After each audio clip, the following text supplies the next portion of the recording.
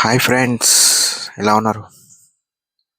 ఇప్పుడే చూసా మిత్రమండలి సినిమా. నాకైతే నవ్వి నవ్వి నవ్వి నవ్వి కడుపు నొచ్చింది. అసలు అంత గట్టిగా నవ్వుతానని అనుకోలేదు. అసలు సినిమా స్టార్టింగ్ నుంచి ఎండింగ్ వరకు నవ్వి నవ్వి నవ్వి నవ్వి చచ్చిపోతాం మనం అనుకుంటారు కదా, అసలు అట్లా ఉండదు. సినిమా ప్రతి సీన్ ఎందుకు చేశారా బాబు అనిపిస్తుంది మనకి.